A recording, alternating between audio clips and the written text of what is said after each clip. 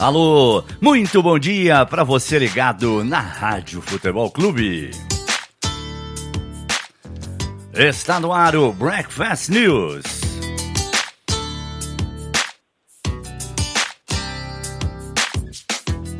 Destacando a polêmica do clássico de ontem entre Diego Aguirre e Fábio Carille. No campo deu tricolor. No Rio de Janeiro, a festa também foi tricolor. O Fluminense é campeão da Taça Rio. Tudo isso e mais os destaques do fim de semana. A projeção da próxima rodada semifinal do Campeonato Paulista. Então venha com a gente, você que é apaixonado por esportes, aqui na Rádio Futebol Clube, através do @Rádio Futebol C, @Rádio Futebol C, no Facebook, no Twitter e também no Instagram. Você nos ouve pelo TuneIn. Grande abraço a você que acompanha a programação da Rádio Futebol Clube através do TuneIn. Bom dia, Fábio Salgueiro. Mais um fim de semana agitado, polêmica pra lá, polêmica pra cá. Agora, qualidade de futebol meio duvidosa nesse fim de semana, hein, Salgueiro? Bom dia. Bom dia, Carlos Lima. Um abraço a você, o amigo apaixonado por esportes. É verdade, os jogos têm tido uma qualidade muito ruim e isso preocupa, porque mexe com o produto futebol, né? Por outro lado, nós temos um final de semana aí para analisar e para passar todas as informações para os nossos amigos de muita coisa que rolou, né? Polêmicas entre treinadores, polêmicas dentro de campo, Fluminense campeão, enfim, tem muita coisa para se falar. Vamos dar um pontapé inicial e tocar a bola fácil aí. E tem também, infelizmente, a contusão do Fred, né? Que coisa, o Fred já quase que no final da carreira teve aquela contusão que nenhum jogador gosta de ter, né? Aquela lesão no ligamento cruzado do joelho que praticamente vai tirá-lo do restante da temporada de 2018. E pela idade do Fred, eu não sei não se ele vai conseguir voltar a jogar em alto nível. Tomara, né? Vamos torcer para uma pronta recuperação do Fred. Bom, começando pelo sábado, Fábio, estivemos juntos, né? No jogo Palmeiras e Santos, Santos e Palmeiras, o mando era do Santos, né? O Palmeiras fez 1-0 rapidamente, controlou o jogo. O Santos, no segundo tempo, até criou algumas coisas. O Jailson, em alguns momentos, brilhou na meta do Palmeiras, mas no final das contas, deu Verdão, né? Deu Verdão e o Jair Ventura falou sobre essa derrota do Santos. Acho que ficou evidente a mudança de atitude. Eu não fiz nenhuma mudança no intervalo e a mesma equipe que iniciou a partida iniciou o segundo tempo com outra postura. Então isso é um aprendizado para que a gente possa entrar no próximo jogo como nós terminamos o final do primeiro tempo, que nós começamos a mudar o jogo, mas que realmente no primeiro tempo a gente teve um pouco de, receio, a gente estava um pouco com dificuldade de sustentar a bola ali no nosso ataque. A equipe do Palmeiras fez uma marcação muito forte no nosso campo defensivo. E depois, infelizmente, que a gente toma o gol, a gente volta a ser o nosso Santos. O Santos, o que jogou no segundo tempo, Fábio, é suficiente para reverter o quadro amanhã no Pacaembu ou não? Olha, se é para reverter, eu não sei. Na verdade, o Santos vai ter que ter uma eficiência um pouco maior para poder se dar bem, para poder realmente chegar à final do estadual. O que me incomoda nesse jogo, o Carlos Lima, nós pudemos fazer, e o amigo que sintonizou na gente e ouviu a nossa transmissão, é o seguinte: o fato do Jailson ter feito 3 grandes defesas no segundo tempo passa uma impressão errada do jogo, né? Passa uma impressão que o Santos foi muito bem no jogo, pressionou e merecia o empate ou até a virada, e esse não foi um panorama. O Santos teve muita dificuldade no jogo, o Santos tentou fazer uma partida de superação, tropeçou nas suas deficiências técnicas e principalmente no meio-campo de setor de criação. Teve 3 chances, assim, grandes chances que o Jailson acabou impedindo o gol, mas em 90 minutos o Palmeiras controlou muito bem o jogo. O Palmeiras fez 1-0 e passou realmente a administrar esse resultado, né? Eu até usei o exemplo da rédea, né? O Palmeiras dava a rédea para o Santos, levava o Santos na rédea curta, quando soltava um pouquinho o Santos pressionava, ele puxava novamente. O Palmeiras nunca perdeu o controle do jogo. Então, eu analisando e vendo o movimento das análises nas redes sociais, nas mídias, me incomodou por causa disso, porque eu vi um Palmeiras controlando o tempo todo, não passando sufoco. É fato que o Jailson apareceu, mas é lógico que você espera realmente num Palmeiras e Santos, e em alguns momentos o jogo ficou aberto, o Santos chega lá na frente e pressionar sim. E o Jailson tá lá para fazer as defesas, assim como o Vanderlei fez também algumas defesas depois no segundo tempo. Então é um jogo em que o Palmeiras foi melhor, o Palmeiras poderia ter construído um placar mais elástico, assim como o Santos poderia ter empatado também.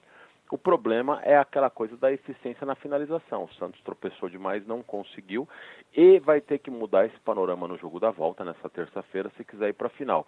Vai ter que realmente ser intenso como foi no segundo tempo e realmente muito mais competente nas finalizações se quiser passar a final. Agora, ele terá todo esse panorama que ele vai ter que realmente partir para uma superação para conseguir fazer os gols, mas do outro lado ele vai ter uma equipe que vai contra-atacar, que tem muita qualidade e dificilmente passa um jogo sem fazer um gol. Então a missão do Santos é bem difícil. Em função até do que o Jailson pegou, né, no último sábado, uma das questões para o Roger na coletiva foi se, assim, valeu a pena a diretoria ter se esforçado tal e conseguido eliminar, né? Aí o Roger falou do Jailson, mas ele, depois do Jailson, ele fala no finalzinho quem foi para ele o melhor jogador do Palmeiras. E aí vamos ver se o Fábio Salgueiro concorda. Era importante, né, que a gente conseguisse o efeito suspensivo, né, porque o Jailson vinha atuando e atuando bem. Né, eu tenho dito que nos compromissos que o Jailson não atuou, a gente, com o substituto do Praz, né, do Everton, a gente conseguiu manter o mesmo nível. Né, mas o Jailson tem sido titular desde o começo do ano. Né, e a estratégia de conseguir o efeito suspensivo nesse momento foi muito importante. Né, sem dúvida nenhuma, né, fez jus, né, o esforço da gente ter em campo. Entendo que o Jailson fez um grande jogo porque fez defesas importantes, mas para mim hoje o diferencial da nossa vitória foi o Keno, né? Um jogador intenso, né? E com a bola no pé a gente sabe o que ele pode fazer. Foi o Keno melhor em campo, Fabinho? Eu gostei muito do Keno. Eu gostei muito, inclusive citei que ele e o William Bigode são dois jogadores realmente patinhos feios, entre aspas, né, no meio de tantas feras do elenco do Palmeiras, mas são ótimos custos-benefícios, né? Impressionante como esses jogadores são coadjuvantes, mas que realmente mostram muita competência, ajudam muito o time. O Keno, jogando pelo lado esquerdo em velocidade, levou muita vantagem e muita preocupação ao setor defensivo do Santos. O William Bigode um pouco mais pelo meio, foi muito bem também, tanto que acabou fazendo o gol. Enfim, são jogadores importantes e são jogadores que serão uma arma importante agora, principalmente nesse jogo da volta, terça-feira agora, porque é um jogo em que o Santos vai ter que se lançar mais ou menos no panorama do que nós vimos no segundo tempo, e aí esses jogadores de velocidade podem realmente definir o jogo a favor do Palmeiras. Palmeiras tem problemas para o jogo de amanhã nas laterais, né? Tanto o Marcos Rocha quanto o Vitor Luiz estão contundidos, né?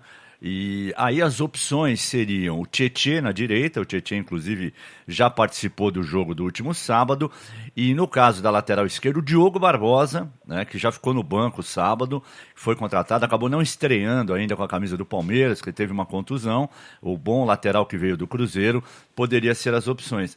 Essa é a vantagem de ter um elenco como o Palmeiras tem, né, Salgueiro?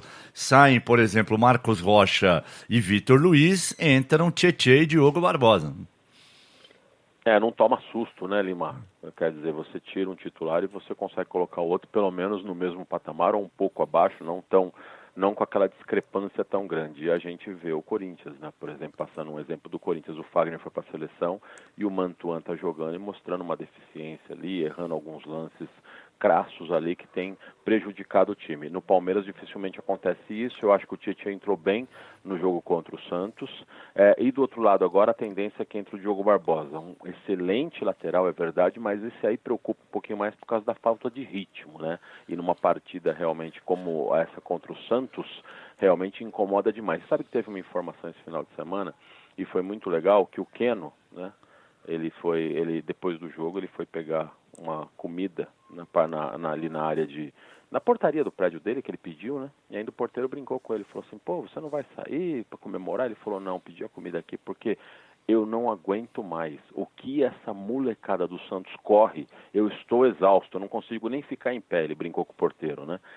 Então, é um jogo em que o Santos coloca muita velocidade, coloca muita entrega, muita energia no jogo, muita intensidade, e isso pode preocupar um pouquinho o fato do Diogo Barbosa não ter esse ritmo de jogo, mas é um jogador importante, é um jogador já experiente, que veio realmente como uma das grandes contratações do Palmeiras, então ele deve ter uma preocupação um pouquinho mais do setor defensivo ali, dando uma cobertura para ele não passar tanto sufoco, mas é um jogador bom que também não deve comprometer tanto. Bom, no Santos o Jair tem aquela velha e boa dúvida, né? Porque o Diogo Vitor não rendeu, né? Talvez tenha sentido ali o peso de um clássico decisivo, aquela coisa toda. Então, para o jogo de amanhã, o Santos deve ter o mesmo time de sábado, apenas com essa dúvida. Quem entraria no setor de articulação? O Vecchio, o Jean Mota ou o Vitor Bueno? Você escolheria quem desses três? Então, esse que é o problema, esse é o calcanhar de Aquiles do Ventura, né? Porque realmente já foram todos jogadores testados e que não emplacaram. Isso é complicado. O Diogo Vitor, ele não fez um mau jogo. O problema é carregado na armação, diante de um cenário de um jogo decisivo. Ele foi um cara que levou 2 entradas no começo do Felipe Melo. O Felipe Melo naquela velha tática, né, realmente muito velha do futebol, de querer dar uma chegada no menino porque ele é novo, para ver se ele sumia de campo. Ele mostrou que não afinou para o Felipe Melo. Agora, ele jogou muito ali, os setores do Santos ficou muito distante, né? Então, o que acontece? Ele tentou alguns chutes de fora, que ele bate bem na bola, mas sem sucesso também. Enfim, eu estou falando, Lima, mas sinceramente eu não sei em quem eu colocaria. O Jean Mota, se entrar, o Santos ganha na bola parada. O Diogo Vitor, se entrar, tem uma mobilidade boa e tem os chutes de fora da área. E o Vecchio já teve a sua oportunidade, também não acrescentou muito. Eu faria o seguinte, eu sou o Ventura, eu converso com o time, eu peço outra postura e eu sigo com o Diogo Vitor. Desses três aí, já que ele está apostando tanto em garotos, eu ainda tentaria o Vitor Bueno. Eu acho que o Vitor Bueno, dos três, pelo menos é o mais habilidoso, é um cara que ainda não está naquele ritmo, né, depois que ele voltou da contusão, mas ele tem um toque de bola diferenciado, a qualquer momento pode colocar, por exemplo, um Gabigol na cara do gol, sei lá, se fosse para arriscar, eu arriscaria com o Vitor Bueno, aí se não der, ele troca e tá tudo certo, né? Bom, clássico de sábado, já falamos aqui, agora ontem, de novo, um jogo feio tecnicamente, né? Um Corinthians recuado, jogando, não vou nem dizer por uma bola, porque o Corinthians não atacou, a intenção ontem era não tomar gol, e se não fosse o erro do Mantuan, vou te dizer uma coisa, viu, Salgueiro, era jogo para 0-0, porque o São Paulo, tudo bem, ficou mais com a bola no pé, foi mais para cima, porque tinha que ganhar o jogo, estava em casa, aquela coisa toda, mas não, assim, o Cássio não fez uma defesa, né, e aí teve a polêmica, primeiro do Nenê, né, que foi comemorar o gol na frente do banco do Corinthians, o Carille não gostou, né, e depois do jogo, o Carille e o Diego Aguirre foi em direção ao Carille, né, para cumprimentar o técnico do Corinthians, e aí todo mundo, o que aconteceu ali, que o Aguirre, normalmente eles cumprimentam antes, não depois, né, e aí o Carille disparou, né? Qual foi o teor da conversa com o Diego Aguirre? Eu dei uma dura nele sim, porque eu sou um que sempre estou protegendo, que vem da qualidade de fora, e ele passou no início do jogo na minha frente e não me deu a mão e nem me cumprimentou. Isso me deixou muito chateado, né? Então, sou sempre perguntado o que você acha de técnicos estrangeiros, e eu sempre falo que se é para acrescentar, as portas estão abertas para todos, né? E ele teve a cara de pau de falar que me conhecia, não me conheceu. Então é um pouquinho de educação também, e no intervalo, na hora que o árbitro chamou, eu cobrei isso dele, falei, você vai ver o tratamento que você vai ter lá na arena, eu vou lá no teu vestiário te dar um presente, tá? Então fiquei muito chateado com sim, porque falar que um técnico do Corinthians, com essa marca de 100 jogos, 1 ano, o cara aqui no Brasil, já trabalhou no Atlético, trabalhou em falar que não conheceu, que não conhece, foi um desrespeito muito grande e eu fui cobrá-lo. Aí, o Aguirre, questionado sobre isso, respondeu. Eu não reconheci ele, é verdade, porque não estava pensando nisso. Agora, os treinadores se complementam, mas se você vê qualquer jogo internacional, quando acaba o jogo, parabéns, ganhou, perdeu. Então, não vejo que seja uma coisa errada, mas como ele talvez não entendeu, acabou o jogo e fui a falar com ele. Me desculpa porque não reconheci você. Eu não estava pensando nisso, sabe? Então, estava focalizado no jogo. Mas são coisas que para mim ficam aí, não... E aí, Salgueiro, o que você pensa disso aí, dessa polêmica extra-campo? Até a polêmica é fraca, num jogo fraco tecnicamente, né? Impressionante.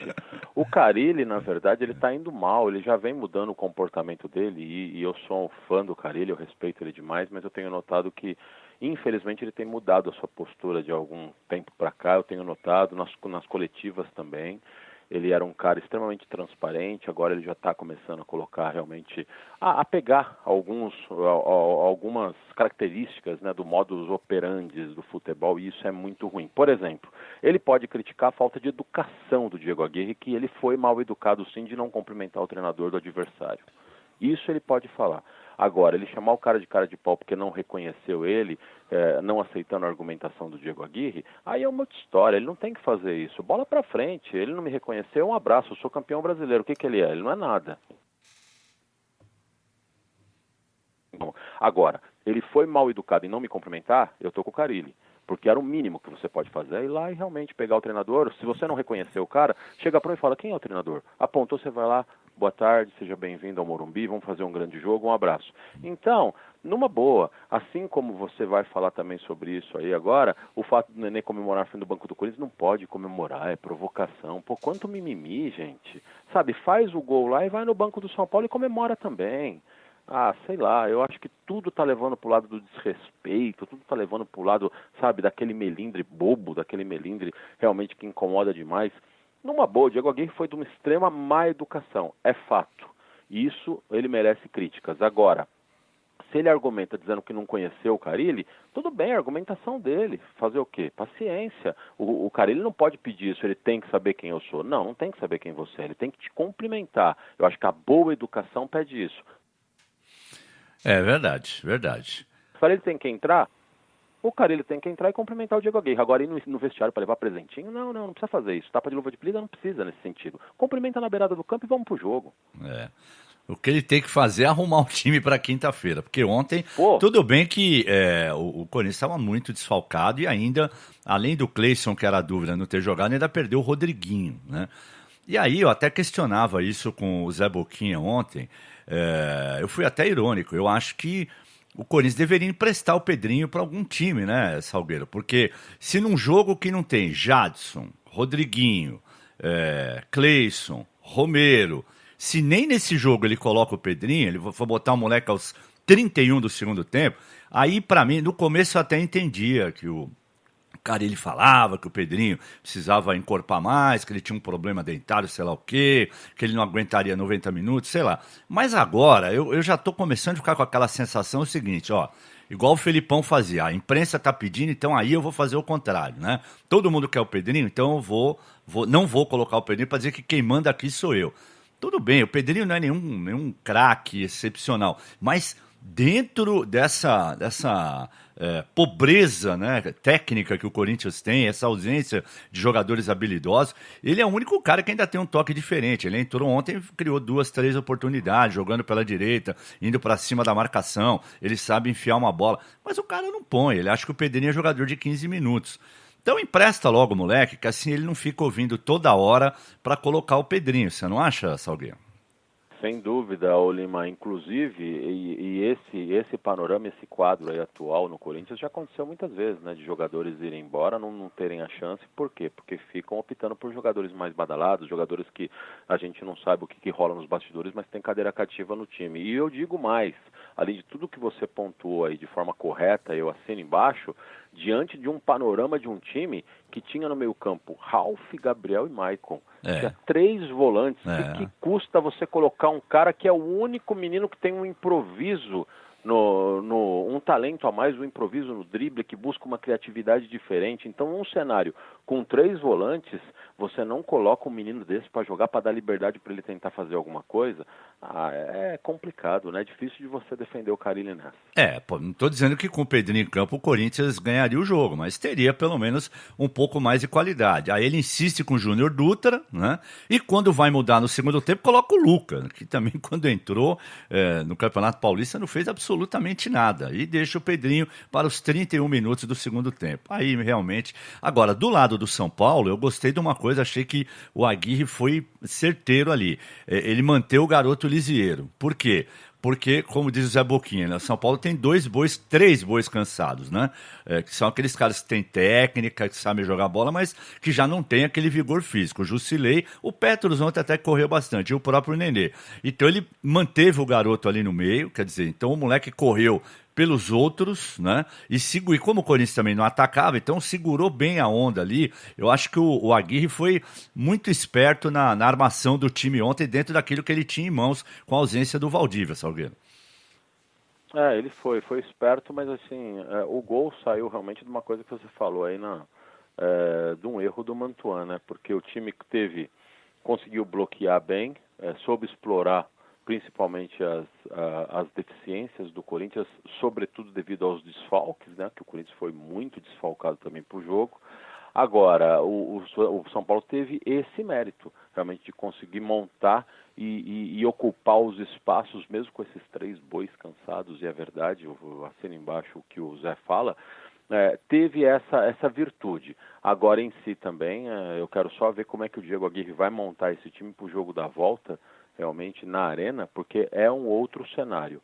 Então, realmente, assim como ele teve a sensibilidade e conseguiu, de certa forma, montar o time de forma competitiva para esse primeiro jogo, eu acredito que se ele montar esse mesmo time para o jogo da volta, realmente não tendo uma recomposição defensiva um pouco mais forte, uma pegada um pouco mais forte no meio, pode complicar, porque o Corinthians é um outro time em Itaquera, e ficou muito claro ontem, Lima, que o Corinthians, diante do quadro de perder 6 jogadores titulares, o Corinthians trabalhou realmente isso para ou empatar ou perder de pouco, apostando tudo no jogo da volta em Itaquera. E o Carille falou exatamente sobre isso, né? Depois do jogo, a gente já trouxe aqui a palavra do Carille e do Aguirre sobre a questão lá do cumprimento. Agora vamos ouvir os 2 técnicos sobre o que eles acharam do jogo. O Cássio não trabalhou, né? Não lembro do Cássio ter trabalhado, não teve pressão. Era para controlar o jogo hoje mesmo, por conta dos desfalques e por conta de 2 dias a menos de recuperação. Só que a única coisa do primeiro tempo que eu queria é que a gente entrasse mais no campo, já começasse a marcação mais no campo, mesmo por ter 3 volantes, a gente entrar mais no campo adversário. Ele queria, mas isso não aconteceu. E o Aguirre destacou a importância, né, da vantagem, embora seja uma vantagem mínima. Ganhar sempre é importante, mas não é uma vantagem muito grande. Mas nosso objetivo hoje era ganhar o clássico, ganhar o primeiro clássico del 2018.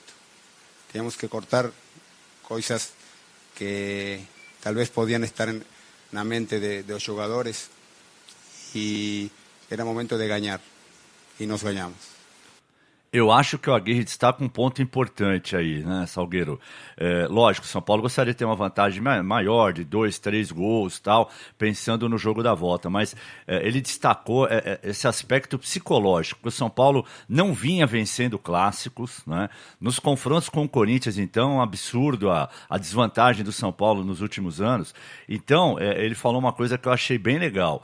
O São Paulo precisava estancar, cortar essa coisa de toda, é clássico, será que nós vamos ganhar? Então, pelo menos no aspecto psicológico, acho que essa vitória vai fazer muito bem para o São Paulo, você não acha?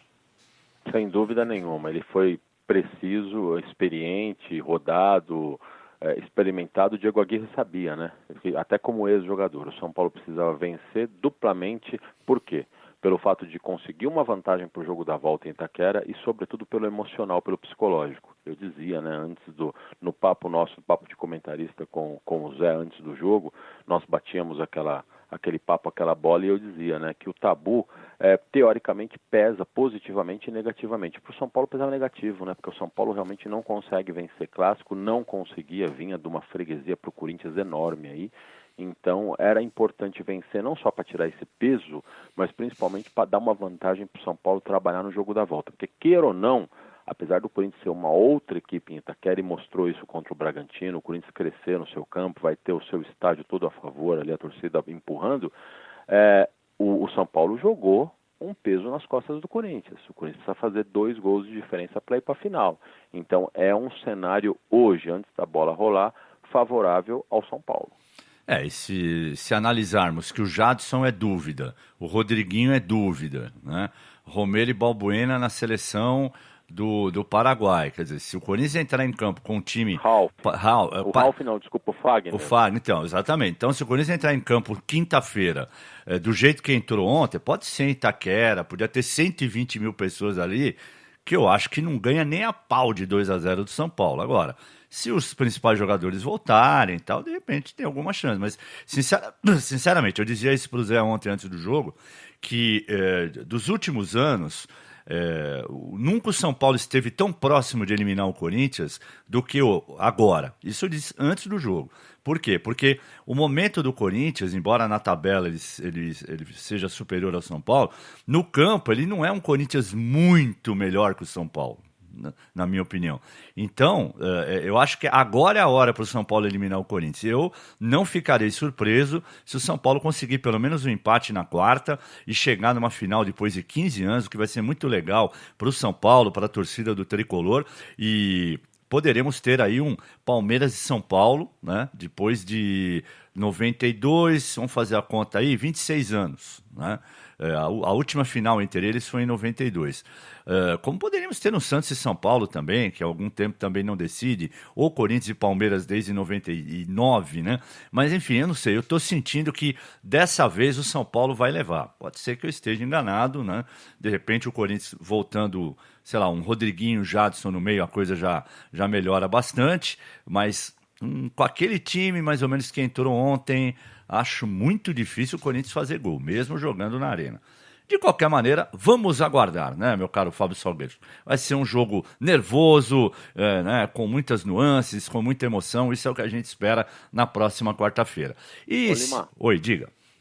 Eu tenho a convicção que o Rodriguinho volta. Ele foi poupado ontem para estar inteiro em Itaquera, o que prova realmente a postura do Carille de apostar totalmente no jogo da volta. Eu acho que o Jadson não volta, acho muito difícil o Jadson voltar, estou falando de convicção, não de informação. Já o Rodriguinho eu tenho certeza que volte. Agora, o Corinthians, o único triunfo do Corinthians diante de um cenário contra o São Paulo numa fase de mata-mata era a força como time. A partir do momento que perdeu 6 jogadores de linha, essa força de time realmente diminuiu demais, perdeu demais, por isso que o São Paulo acabou vencendo. Verdade, o São Paulo ontem quebrou 3 tabus, né? Ele não ganhava do Corinthians desde 2016, né? Aqueles 4-0, quando o técnico do Corinthians era o Oswaldo Oliveira. Ele não ganhava um jogo de mata-mata do Corinthians desde 2002, sendo que 2002 foram 2 jogos pela Copa do Brasil. O Corinthians ganhou o primeiro de 2-0, o São Paulo ganhou o segundo de 2-1. E aí o São Paulo foi eliminado por causa da somatória de gols, né? Então ele quebrou esse tabu também. E o Carille nunca havia perdido do São Paulo, perdeu ontem. E se o São Paulo se classificar, aí ele vai quebrar mais um tabu, porque desde 2000 ele não elimina o Corinthians numa fase de mata-mata, né? Em 2000, nas semifinais do Paulista, o São Paulo ganhou de 2-0 e 2-1, ou 2-1 e 2-0, não lembro a ordem, e foi para a final com o Santos e acabou sendo campeão, inclusive com o Rogério Ceni fazendo um belo gol de falta em um dos jogos das 2 finais contra o time do Peixe. Se deu tricolor ontem no Morumbi, se deu tricolor no Sul, se bem que o Grêmio ganhar do Avenida já era mais do que esperado, né? Lá no Campeonato Gaúcho, 3-0, o Grêmio já praticamente está na final do Campeonato Gaúcho. No Rio de Janeiro também deu tricolor, Salgueiro. 3-0, uma vitória clássica do Fluminense do Abelão sobre o Botafogo do Alberto Valentim, né? E o Fluminense vai aí, dentro das possibilidades, se reerguendo. É claro que o Campeonato Carioca não é patamar para a gente projetar o Fluminense para o Campeonato Brasileiro, essas coisas, mas dá, né, no aspecto moral, aquela revigorada, né, Salgueiro? Sem dúvida nenhuma. Agora é o seguinte, né, o senhor vai me ajudar que eu vou pegar no pé do amigo. O senhor apostou no Botafogo? Apostei. merece um meia-culpa aí, dar os parabéns pro Não, sem dúvida nenhuma. Mas eu acho legal isso, Salgueiro, porque o que as pessoas gostam é que quem está com o microfone na mão, que nós tenhamos uma posição. Então, falar depois do jogo é fácil, né? Então, agora, quem crava alguma coisa está sujeito a acertar ou errar. Eu errei, eu achei que o Botafogo, né, sei lá, a vitória que ele teve contra o Vasco e tal, que ele seria campeão da Taça Rio, mas o Fluminense ontem, pelo jeito, passou um trator, né? Estava transmitindo o jogo do Corinthians, eu não vi o jogo, só vi os gols, mas pelo jeito o Fluminense passou um trator em cima do Botafogo. Parabéns ao Flu e ao Abelão, que nós vamos ouvir daqui a pouco, num começo de entrevista muito engraçada, viu, Salgueiro? Ô Lima, você sabe que eu penso igual a você, inclusive eu não tenho problema algum com erro, inclusive de análise. Eu acho que uma das grandes virtudes que eu tenho é fazer meia-culpa, rever posicionamentos. Tem gente que tem um problema em rever posicionamentos impressionante. Então, realmente, quando você me fala, Salgueiro, quem vai vencer? Se você me pedir até placar, eu dou placar também. É uma convicção que eu tenho no momento. Se eu errar, errei. Palmas pro outro, não tem problema algum. A gente não pode se morrer abraçado com a nossa convicção, com a nossa opinião, né? Eu acho que é isso aí mesmo. Eu apostava no Fluminense. Então, não é que... na verdade, eu apostava porque o meu feeling dizia isso, né? E essa vitória do Fluminense é muito legal e deve ser ressaltada, Lima, principalmente por causa do Abel Braga, né? O Abel Braga é um cara realmente diferenciado no futebol, ele teve chance de sair do Fluminense, o Fluminense que caiu realmente entrou num buraco aí, está tentando sair, está tentando se reestruturar e realmente está conseguindo nas mãos do Abel, que não largou o osso, não, pelo contrário, ele continua ali pegando um osso muito duro, e eu imagino o prazer que ele tem agora, a gente vai ouvi-lo inclusive, o prazer que ele tem agora depois de uma conquista como essa, em que o Fluminense é um dos patinhos feios do futebol carioca, né? Com exceção do Flamengo, todos estão mais ou menos no mesmo patamar, mas o Fluminense nessa busca de reestruturação, depois de perder patrocinador, perder grandes estrelas, tá? O Fluminense tem praticamente no Abel Braga sua única referência ou grande referência, e ele está conseguindo manter o Fluminense no cenário nacional, no cenário estadual, por mais que o Campeonato Carioca tenha suas mazelas, mas é um feito que merece aplauso. E o Abel, em cima de tudo isso, né, que você falou, ainda perdeu o filho, né? Quer dizer, era mais um motivo que ele poderia ter desanimado de vez e largado o futebol, porque é uma coisa que mexe, mas assim, eu não tive a felicidade, nem terei de ser pai, mas dizem que não existe nada pior do que a dor de perder um filho, né? E o Abel passou por isso recentemente e ficou até aquela expectativa de como ele reagiria, né? E felizmente ele reagiu bem, está aí trabalhando, parabéns. Agora, vamos fazer um meia-culpa da imprensa também, Salgueiro? Vamos lá. Porque às vezes a gente fala, não, pô, os caras pegam muito no pé de repórter, porque, pô, aquele técnico é muito chato. Agora, tem uns caras que fazem umas perguntas realmente espetaculares, né? O Abel estava ali, né, naquele momento de relaxamento, assim, pronto para falar, poxa, eu sou campeão, meu time fez isso, fez aquilo. Aí um cara vem e pergunta para ele assim, professor, o senhor acha que esse título agora já vai dar assim, vai levantar o aspecto moral do Fluminense, já pensando na Copa Sul-Americana, quando vai jogar na Bolívia, lá contra o Real Potosí? Aí ouça a resposta do Abel. Você já tá chegando na Sul-Americana, cara, tá louco, cara. Pô, tu foi rápido pra caramba, meu. Tu me enrolou tudo, cara. Eu ia com o negócio na cabeça, é preparado pra falar, cara. Cara, vou falar do jogo, pelo amor de Deus. A gente não dá nem pra falar muita coisa, porque... mais um jogo sem sofrer gol. Um adversário difícil, com uma movimentação muito difícil. Movimentação do Marcos Vinícius, do Luiz Fernando, tivemos que estar muito atentos e, ao mesmo tempo, no primeiro tempo, ainda permitimos esse tipo de jogada. Segundo tempo, deixou de existir. Teria que dar o jogo no primeiro tempo, né? Porque 5 vezes, sem botar no melhor momento, a bola passou ali na frente do Jefferson e ninguém atacou a bola. Tá aí o Abel, e olha, mais um jogo sem tomar gol, e ele não perdeu o clássico esse ano, viu, Salgueiro? Tem mais essa ainda, ele está invicto nos clássicos, e só lembrando, né, que agora vem a fase decisiva do Campeonato Carioca, né, com os 4 grandes, teremos um Vasco e Fluminense, Botafogo e Flamengo aí para decidir quem chega na final. E você gostou do começo da resposta dele, Salgueiro? Eu gostei, né? Com a naturalidade do Abelão e outra coisa, né? Ele pedindo só, gente, me dá uma trégua, deixa eu curtir esse momento. Né? Exatamente. Eu achava que ele nem esperava que fosse curtir um momento desse diante do cenário. Não me tire esse prazer agora, né? Foi mais ou menos em tom de apelo. O Abel é sensacional, um baita personagem do futebol e um baita cara, né? A gente tem que ressaltar isso sempre. É verdade. E parabéns ao Abelão e que o Fluminense vai chegar forte, né? Na fase final do Campeonato Carioca, não tenho dúvida. Eu me lembrei, Salgueiro, de uma piadinha que um amigo meu me contou uma vez, é rápida, né? O cara foi comprar um par de sapatos, gostou e comprou tal. Aí o vendedor falou, mas não tá meio apertado? O senhor, não, tá legal tal. Depois ele dá uma laceadinha e tal, beleza. E aí, todo dia o cara passava na porta da loja onde ele tinha comprado os sapatos e ele todo ali, sabe? Você percebia que o cara tava vestindo um sapato, né, com um número menor do que o que ele precisava. Aí um dia o vendedor não aguentou, né? Ele saiu da loja, pulou na frente do cara, falou, meu senhor, pelo amor de Deus, eu já tinha falado para o senhor que esse sapato estava pequeno. Vamos entrar na loja, vamos comprar um sapato com o número que o senhor merece. Ele falou, olha, meu cara, desculpa, mas eu tenho tido tantos dissabores na minha vida que o único prazer que eu tenho é chegar em casa e tirar esse sapato. É um alívio, é uma beleza. Então ontem o Abelão tava louco para tirar o sapato. E o cara acho que não deixou, viu, Salgueiro? O repórter. Boa história.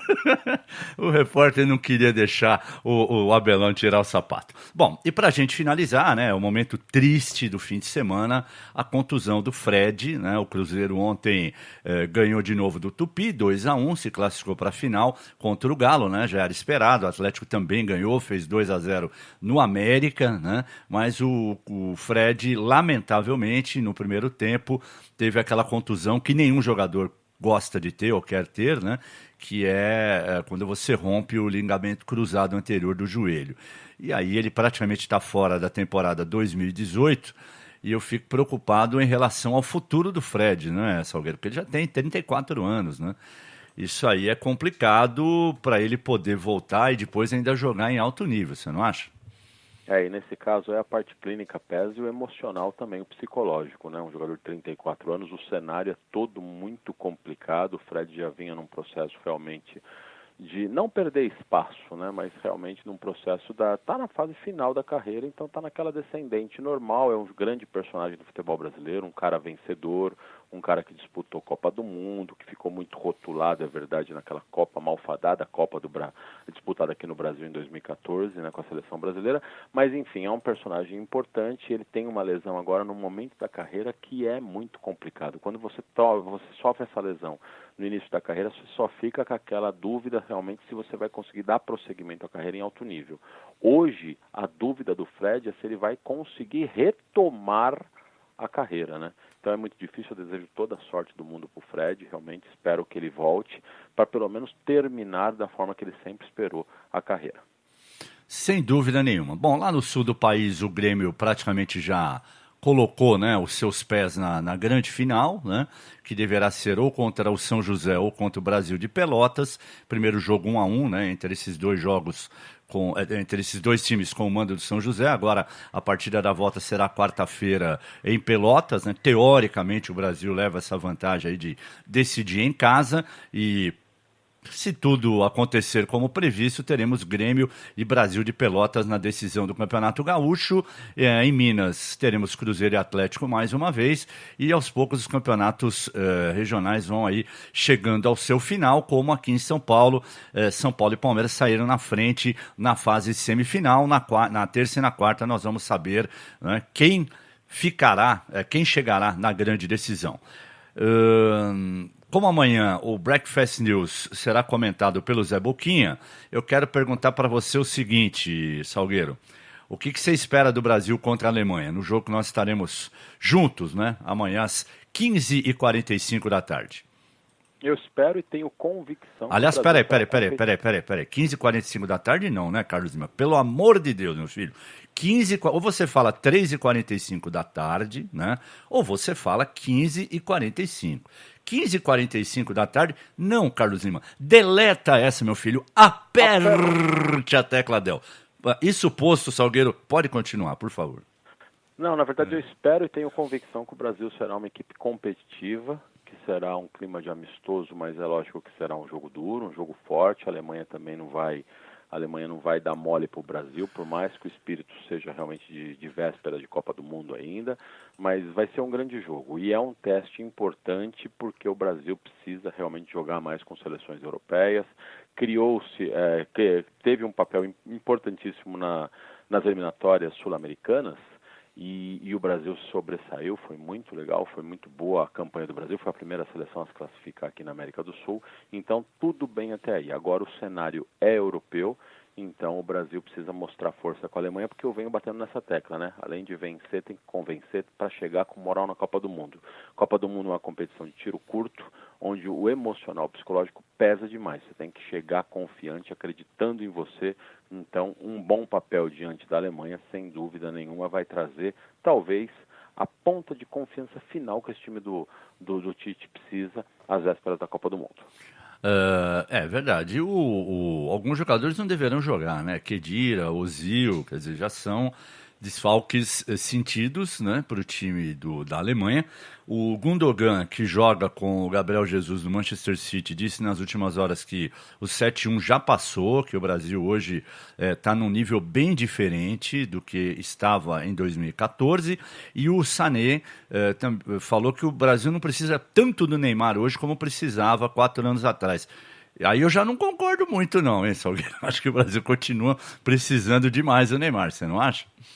Eu acho que ele só viu o jogo contra a Rússia. Pode ser. Analisa o resultado de 3-0 e o segundo tempo do Brasil contra a Rússia, realmente a gente não precisa do Neymar, mas essa equipe, ela é dependente sim da genialidade do Neymar, que é o único toque diferente dessa seleção, é o único craque, os outros são muito bons jogadores, mas o fora de série mesmo, ou o candidato a fora de série, é o Neymar, e esperamos, né, contar com ele na Copa do Mundo voando daqui a alguns meses. Tá certo, a qualquer momento na nossa programação tem o Click Time atualizando tudo sobre as notícias do esporte. Às 6 da tarde tem o Upgrade com os destaques do futebol internacional e a projeção do jogo de amanhã entre Brasil e Alemanha, Alemanha e Brasil, 15h45. Nós estaremos transmitindo aqui na Rádio Futebol Clube. E às 7 da noite se prepara que hoje tem, hein? Depois de um fim de semana aí com clássicos, polêmicas, tem o nosso Fora do Campo, comigo, com o Zé Boquinha, com o Maurício Rossi, com ele, Fábio Salgueiro. Um abraço, Salgueiro, até mais. Até mais tarde, Limão, um abraço.